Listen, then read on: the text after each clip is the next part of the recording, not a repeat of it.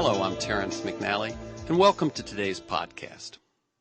Okay, here's a quote. "The major problems in the world are the result of the difference between how nature works and the way people think." And those are the words of the great and late Gregory Bateson, and I couldn't agree more. In the next half of the show, I'm going to be joined by NORA Bateson to talk about the documentary An Ecology of Mind, subtitled A Daughter's Portrait of Gregory Bateson. It tells us about the unique anthropologist, philosopher, author, naturalist, systems theorist, who I believe was ahead of his time in seeing that reality is made up not of things or even of ideas, but of relationships. The relationships among things, elements, ideas, movements, thoughts, you name it. It's about the relationships. And Nora's film will introduce Bateson to a new generation and remind many of us, myself included, of the impact her father had in the 60s and 70s on the way a lot of people perceive the world. As I watched the documentary, I just kept going, oh, that is the way I see things, and Bateson was one of the first people to articulate it. The film features interviews with California Governor Jerry Brown, physicist and systems theorist Fritjof Capra, Whole Earth Catalog creator Stuart Brand, and Nora's sister, the anthropologist Mary Catherine Bateson. Nora Bateson is a media producer and educator. Her work includes documentaries, multimedia productions, magazine columns, and developing curriculum for elementary and high school students. Welcome, Nora Bateson. Hi, it's nice to be here. I like listeners to get a feel for the people behind the work and the ideas that we talk about. So could you talk briefly about your path to the work that you do today, not just this film, but whatever you consider your wider work, and feel free to cite mentors or turning points? Okay, well, that's an interesting question. Sometimes people ask me, when did I start making this film? And I think the only really honest answer that I can give to that is probably the day I was born. Because my work is really about something that I saw in my dad's work, but also that I've seen in other people's work. Some are artists, some are scientists, some are mathematicians, authors, etc. And that is that the world that we live in is an integrated system within systems, sort of complex and elaborate set of variables. And there are ways in which you can study that are stupefying and paralyzing, and ways in which you can engage and study it that are inspiring and beautiful. So I'm shooting for the latter because I've certainly been around enough of the former to know that it doesn't get you anywhere, and my work is based in storytelling, certainly. I started off in photography in college, and eventually started wanting my pictures to move and to tell stories, and then I realized that there's a word for that. That's film. So I moved to filmmaking, and one of the reasons that I moved into filmmaking and the arts was that I really couldn't get any anonymity anywhere else. My father's work touched a lot of different disciplines, and because of that, whenever I entered them as a beginning student, intro to psychology, intro to anthropology, intro to any number of things, I felt I wasn't really given permission to be at the beginning, that his name preceded me, and that there wasn't space for me to find my own path. And to some extent, let me cut in for a second, Nora Bateson. Yeah. It's interesting as you're saying that, of course, I'm thinking, and the project we're talking about is about your father. So there obviously is an arc of story for Nora Bateson here between having to get out from the shadow of to be a beginner, and then at some point saying, you know what, I'm at that point where I can devote my work to my father and not worry about that. And that's the interesting question right there, because it was a task, and it was an enormous not only personal achievement, but also an incredible education for me. And what happened was that after this period of rebellion, which I really unsuccessfully endeavored, right? I thought I was going to rebel by studying film, and then when I graduated college, I found myself in Southeast Asia making documentary films, which is exactly where my dad started. That's right. And for people who don't know that, he, as a young anthropologist, joined Margaret Mead. Did they know each other when they ended up in the Far East? They actually met in New Guinea. They met in New Guinea and worked together, eventually married, eventually unmarried. But their work together was a really important step for both of them. And it was some of the pioneer documentary work that was ever done in Southeast Asia. So then I realized, I guess I'm a salmon. I've completely followed my own roots right back upstream where I came from. And still I rebelled. And then several years later, my sister said to me, we need some audiovisual on Daddy because there's this centennial, and would you be willing to do something? And I innocently said sure, thinking I could just knock it together, pull a couple of videos of lectures, and just find something that worked. And what happened was when I did that, I found that the material was not only wonderfully interesting and rich, but also really relevant. And I was already a filmmaker, and I thought, okay, well, this is the film I have to make. And then I found that I was in this strange thing that we call a lineage. And was I then going to carry the torch? Was I going to be the next in line to carry the mantle of my dad's work? And you know what I found out about that, which is an interesting metaphor for evolution, is that this word lineage is a misnomer because that process is not actually linear. Mm-hmm. And that evolution itself has to do with the context and the way in which information and relationships and communication develops between people, between organisms, within an environment. And that it isn't actually about the individual. So the story that I'm telling about my father is my story. And the way in which I portray him is an evolution to the way that he portrayed himself, if that makes any sense.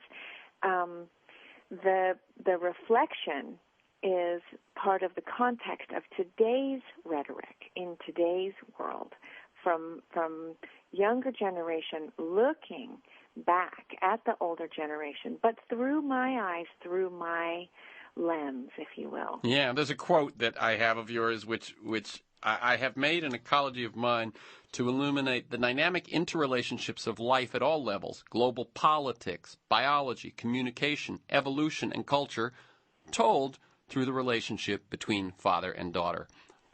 And one thing you talk about your father was that he excelled at zooming in and zooming out.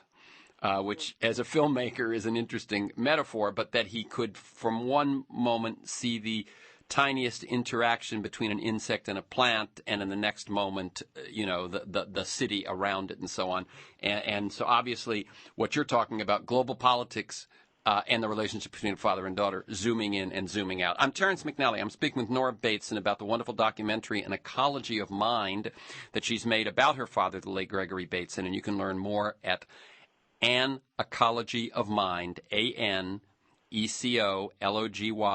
An Ecology of Mind, one word, .com. And what I'd like to do right now, Nora, is play the trailer for the film, and that will give people just a little taste of it. It lasts a little over 2 minutes, listeners. You will hear several voices, and this is who you'll hear. You'll hear Nora Bateson, Governor Jerry Brown, Fritjof Capra, Stuart Brand, Mary Catherine Bateson, Nora's older sister, and finally, the last voice will be Gregory Bateson himself. He was always learning. from everyone and everything around him. As a child, I learned from him that learning never stops. Gregory Bateson challenged us to rethink or to stand back and try to perceive in a different way, to see how reality is actually operating. He was interested in larger patterns. He was interested in how things are connected, and especially how living things are connected. Gregory said, "The major problems in the world are the result of the difference between how nature works and the way people think." What does it even mean to change the way we think? And he asked the question, what is there about our way of perceiving that makes us not see the delicate interdependencies in an ecological system that give it its integrity? We don't see them, and therefore we break them. You have a system, and when you poke it here instead of something happening there, it happens that way, or in a barely recognizable dimension, and that's because it's a very complex system. The nature of the world in which I live, and in which I wish you lived, all of you, and all the time, but even I don't live in it all the time. There are times when I catch myself believing that there is such a thing as something which is separate from something else.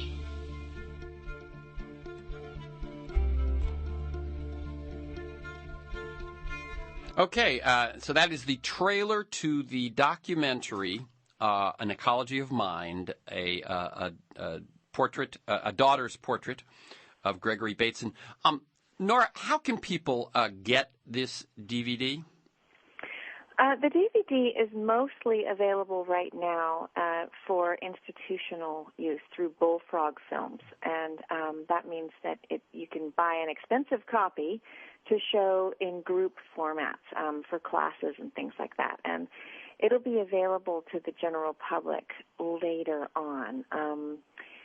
But I don't think it's in the too distant future.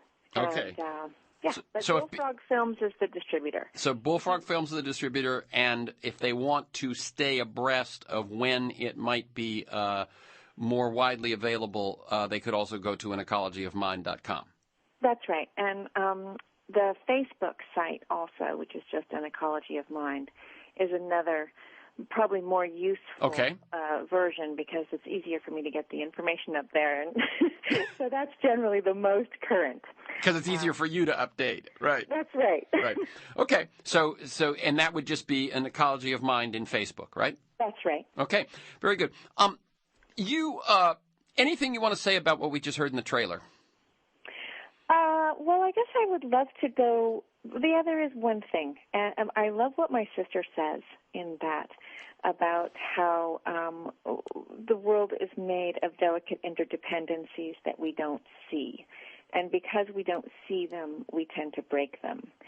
And I think that's a really important and generous statement. It gives us a little bit of room to grow into and to say, well, okay, now how can we begin to look at those interdependencies?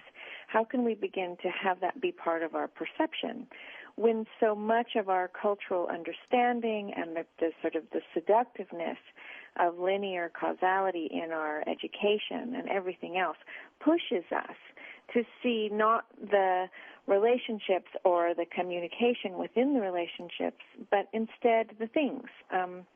One of the examples in the film is to look at your hand and to notice that you've been trained to see 5 fingers, when in fact what's important in the biological framework of that is that there are 4 spaces that articulate what the possibilities of those 4 fingers actually are. Otherwise, if you put them all together, you have a paddle, right? Yeah. Or that whole thing about the opposable thumb, right? That's right. If you're just counting digits, that opposable doesn't matter.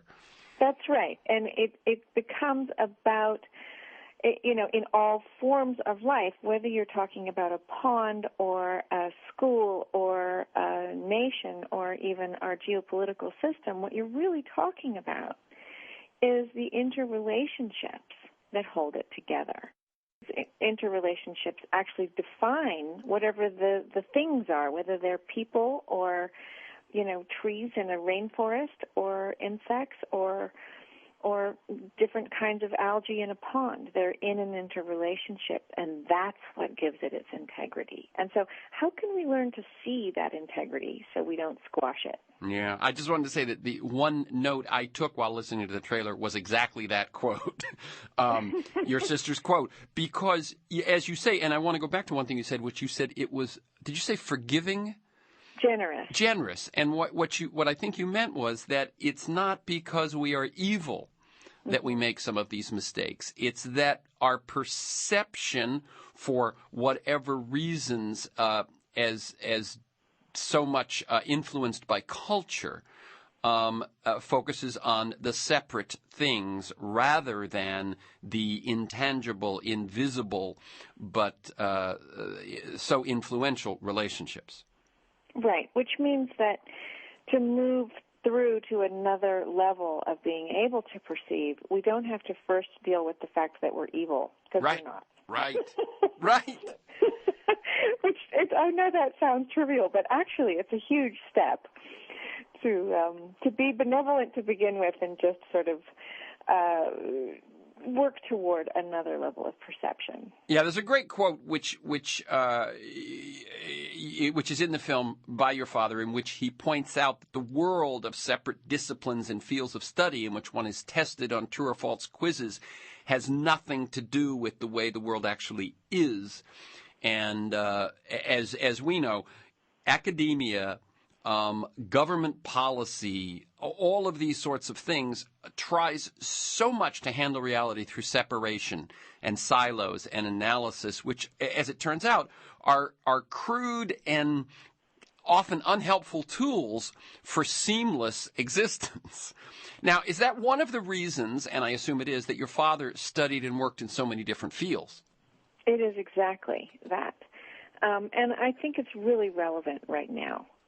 I've been traveling with this film for the last year in all parts of the world, and interestingly, all the different groups of people who have been influenced by his work have sort of in one pocket or another brought me in to do talks or seminars. And what I've found as I've gone from designers in Berlin, anthropologists in Brazil, to actually Sardinian architects in Glasgow, that was a good one, family therapists in Rome, etc., is that the silos that you were talking about a second ago, those silos are full. That in each discipline, what I'm seeing is, as this sort of privileged tour, as an interloper through all these different disciplines, which really most people don't get to do. It's been an incredible opportunity for me. Is that they're full, that everyone is wondering how to bring their discipline, their field of knowledge to the next level. And the next level is really about integration. It's about the fact that you can't look at ecology without looking at culture and psychology and education and the way that food is grown and the way, there is no place that you can look that is not connected to everything, that isn't in relationship, and that integrity isn't there in the relationship. And so the question of where do we go from here, I think, really starts with how do we start to generate rhetoric and context for studying and sharing ideas in an integrated way, because our disciplines are blocked from each other, and they just are. Yeah, in other words, people build higher and higher towers, or they burrow deeper and deeper into a field, but in fact there's an initial error at the beginning of those journeys. Exactly. which means no matter how far you go and how good you are at it, if you are staying in that adopted reality of separation, you're not in sync with what you're actually trying to deal with. That's right, and that's where that quote comes from that you began with, which is the major problems in the world are the difference between the way nature works and the way people think. And I mean, that to me is the if there were a bumper sticker for all of what I've learned in preparing for this interview and going back and looking at the documentary and rereading some of Gregory Bateson, it's that one. And I as you were talking, I was thinking, biomimicry, which is beginning to blossom and grow as a field of design, as a field of exploration. If you're not aware of it, I did a show a few weeks ago on the Wyss Institute for Biologically Inspired Engineering at Harvard. Mm-hmm. And if you're not aware of it, check it out. It's WYSS. What is remarkable about it is, one, that they are doing biologically inspired engineering. They are looking at what nature does and then seeing how could we do that as well. But the other thing is, the largest single gift to Harvard was to set up this institute. I like that. And second, that in the formation of it, it is the biology department, the engineering department, the design department, the business school, the economics department. It is the most interdisciplinary and brought in actually a lot of young corporate startup types as well, because the notion was, let's get what we're doing and get it out there. To me, that the most, established academic institution in this country, at least Harvard, is doing that is a good sign. I think that is a good sign, and I think it's, the thing is that while we learn to, if you will, apprentice from nature, which is, I think, a term that comes from Schumacher, that there's something else at hand, which is to be careful that we don't just use that knowledge to further our sort of consumer habits. Exactly, because that would be missing the deeper lesson of nature. That's right. Which is that there is no waste, which is everything exists in relationship to other things, and that there is no such thing as side effects. Everything is a consequence of the way things are interdependent. And if things are interdependent and in interrelationship, what does it actually mean to own something? And I think that's a really important question, because we get into objectification. And, really what that is looking at things as objects, which is the opposite of looking at the relationships and the kind of communication that takes place in those relationships. Yeah, the thing about objectification is it's just one teeny tiny step away from exploitation. Very good. You do have a quote there from, and we're going to have to close this, but you have, when Jerry Brown is speaking, he talks about we now find ourselves in a situation of social inequality. The proposed solution is to grow the economy. However, the result of growing the economy is more inequality. The rich get richer. Somehow we must break out of the level of consciousness that contains this contradiction. I again find it good that someone who actually holds an influential position, such as governor of California, is willing to think that way. But I think we are at the beginning, or the early chapters of this new discovery that your father, this new way of seeing the world and interacting with it, that your father, I think, was one of the initial explorers. We've got to bring the conversation to a close, and the film, again, is An Ecology of Mind, about the late Gregory Bateson. To learn more, go to anecologyofmind.com or go to An Ecology of Mind on Facebook. You can listen to this week's conversations and many others anytime during the week by linking to the podcast. You can sign up to have it delivered to you weekly. For podcast articles and transcripts of interviews, you can join me in pursuit of a world that just might work. You can go to terrencemcnally.net or aworldthatjustmightwork.com. That's TerrenceMcNally.net. mcnally.net, or worldthatjustmightwork.com. They're the same website. You can sign up at the website or at iTunes to get podcasts delivered to you weekly, or find podcasts that go back years in the past. They're at both sites. Finally, thank you to Nora Bateson. Keep up the good work.